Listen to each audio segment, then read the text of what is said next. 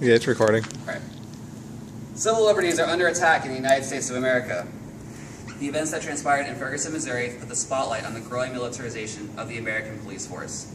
Programs put in place by the Pentagon, such as the 1033 program, are the direct result of good intentions gone bad.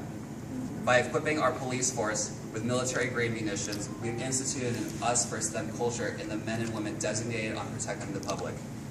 Whilst I agree that some of the programs in place could be beneficial by providing additional equipment such as radios, Kevlar vests, and some tactical vehicles that could be a more cost-effective way of supplying equipment to the American police force, the need for military-grade weaponry, such as fully automatic machine guns, and MRAPs and APCs that are used to trek across minefields are not necessary for policing a population of 21,000 people. During the speech, I will address the programs that institute this influx of military equipment to our police force, the mindset that is instilled in the men and women who serve when given this equipment, and the endangerment of our First Amendment rights. The increase in munitions police forces have received can all be attributed to the 1033 program instituted by the Defense Logistics Agency Disposition Services, or the DLA for short.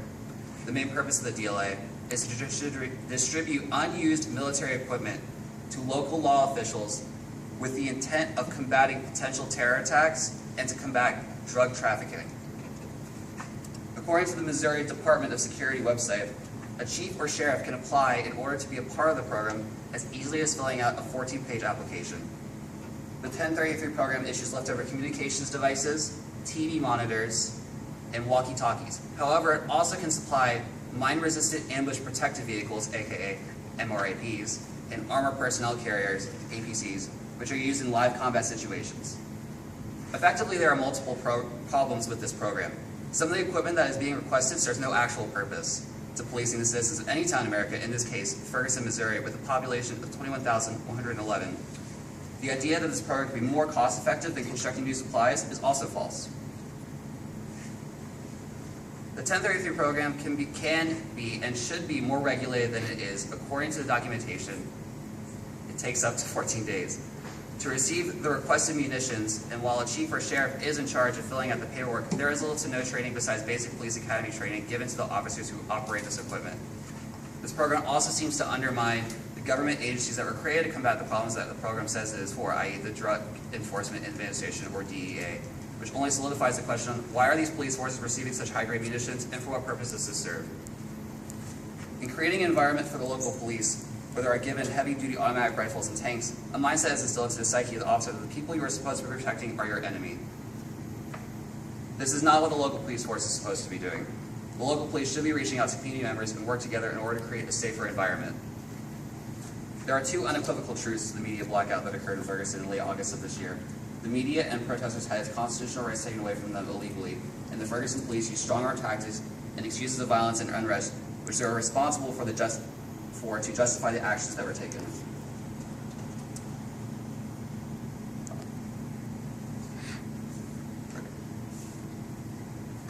Back in August, I learned about the Department of Defense, DoD, as well as the DLA, and the 1033 program, which issues big guns, and bigger armored vehicles to local police at no cost. In order to acquire equipment, a police chief or sheriff would have to fill out a 14-page form, one-page form for aircraft, and in less than 2 weeks they could retrieve military-grade weaponry. While recycling old equipment may seem like the most cost-effective way of providing much-needed equipment to the men and women who protect and serve our nation while at the same time not having to spend additional funds on doing so, it turns out to be quite the opposite. In an article that I read on the 1033 program, the author interviews former Marine General Joseph Dunford. He revealed that when military vehicles are no longer needed, the vehicle will either be destroyed or transferred to another country, U.S. military base. The interview went on to include that if the military vehicle in question was destroyed, it would cost about $10,000 US. However, if shipped overseas, it would cost up to $50,000 to transport. This information contradicts the idea that the DLA's program is a cheap and easy way to save money on old military equipment. I'm going to read a quote from our Constitution.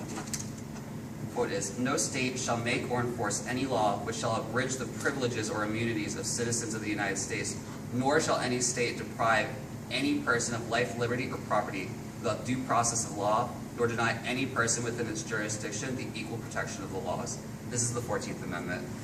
This quote from the 14th Amendment speaks volumes. It effectively states that what the local police did in Ferguson to the people who reside there and to the press who covered it were unconstitutionally mistreated. The police gassed crowds next to homes where people were sleeping. The police prevented people from Ferguson from voicing their discomfort, while the actions taken against them in their own backyards. Now, does this sound like the Americans' 14th Amendment rights are being protected?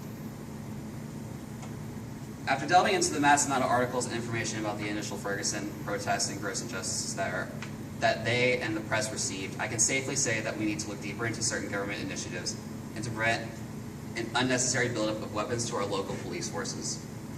In arming our police forces with military-grade technology, the federal government has effectively bred a mindset into our police forces that instead of protecting the community, it is necessary to keep the community in check and treat them as the enemy. While this negative mindset obviously does not affect all police forces throughout the United States, it most assuredly has affected Ferguson, Missouri's local police force. Under no circumstances should United States citizens ever have their 14th and First Amendment rights taken away from them. However, the mass increase in munitions acquired by the local police force is understandable to why things escalated as it did. If I had multiple semi-automatic weapons pointed at me too, I too would and could not do anything to prevent my rights from being stripped from me. This is a dark time in United States history, and if nothing has changed, our individual rights may continuously be stripped from us. Thank you.